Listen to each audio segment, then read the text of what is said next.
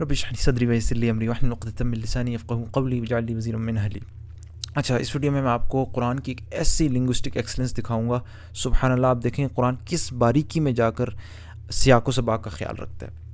صرف 2 آیتوں کے درمیان میں آپ کا ایک کمپیریزن کرواؤں گا۔ ایک آیت سورۃ الانعام کی آیت نمبر 151 آپ کے سامنے یہ، اور دوسری آیت سورۃ الاسراء کی آیت نمبر 31۔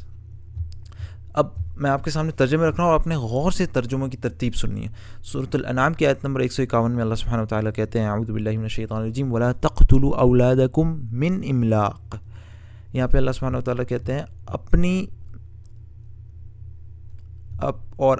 اولاد کو افلاس کے سبب قتل مت کرو، ٹھیک ہے؟ یہاں پہ غور سے آپ نے سنا افلاس کے سبب قتل مت کرو، یعنی کہ ابھی غربت آ چکی ہے انسان پر، اور اب اس غربت کی وجہ سے اپنی اولاد کو قتل نہ کرو جو کہ آ چکی ہے۔ جبکہ سورۃ الاسراء میں غور سے سنیں، اللہ کے سبحانہ وتعالیٰ کہتے ہیں وَلَا تَقْتُلُوا أَوْلَادَكُمْ خَشْيَةَ إِمْلَاقٍ، اور مفلسی کے خوف سے اولاد کو نہ مار ڈالو، یعنی ابھی غربت آئی نہیں، ڈر ہے اس کا کہ غربت کے آنے کا ڈر ہے کہ غربت آئے گی تو اس کے ڈر سے اولاد کو قتل نہ کرو۔ اب اگلے الفاظ سنیں، سورۃ الانعام آیت نمبر 151، نحن نرزقکم وإیاہم۔ اب یہ بڑی ضروری ترتیب یہاں پہ، ہم تم کو اور ان کو رزق دیتے ہیں۔ پہلے کہا اللہ نے تم کو، والدین کو پہلے ذکر کیا کہ ہم تم کو والدین رزق دیتے ہیں، اور پھر کہا کہ ان کو رزق دیتے ہیں۔ جبکہ سورۃ الاسراء میں کہا نحن نرزقہم وإیاکم، سورۃ الاسراء میں پہلے کہا کہ ہم ان کو اور تم کو ہم ہی روزی دیتے ہیں، یعنی کہ پہلے یہاں پہ بچوں کا ذکر کیا۔ بڑا دیکھیں قرآن کی باریک بھی نہیں، دیکھیں کس گہرائی میں جا کر قرآن جو ہے ترتیب کا لحاظ رکھتا ہے۔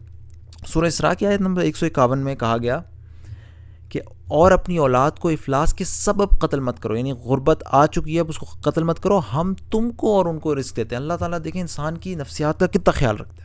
یہاں پہ غربت آ چکی ہے، جب غربت آ چکی ہے تو انسان کو کیا فکر ہوتی ہے، خود بھوک لگی ہوئی ہوتی ہے، تو یہاں پر پہلے اللہ نے ذکر کیا ہم تم کو اے والدین تم کو ہم رزق دیتے ہیں، اور ان کو بھی پھر اولاد کا ذکر کیا جب غربت آ چکی ہے۔ سبحان اللہ، کیسے سیاق و سباق کا خیال رکھا گیا۔ لیکن سورہ اصلاح کی آیت نمبر 31 میں کہا کہ اور مفلسی کے خوف سے، یعنی کہ ابھی غربت آئی نہیں ہے لیکن خوف ہے کہ آ سکتی ہے، اگر اولاد آ گئی تو غربت آ سکتی ہے۔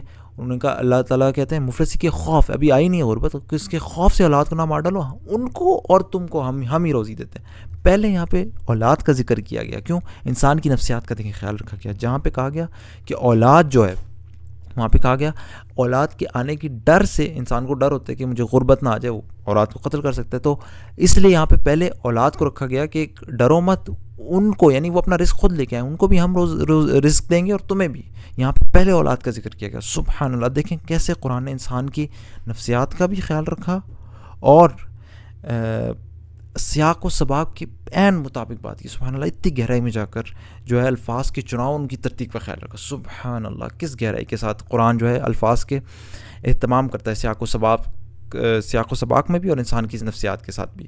تو اللہ تعالی ہمارا ایمان جو ہے وہ یقین کی حد تک بڑھائے قرآن پر۔ سبحانک اللہم و بحمدک، اشہد ان لا الہ الا انت، استغفرک و اتوب الیک۔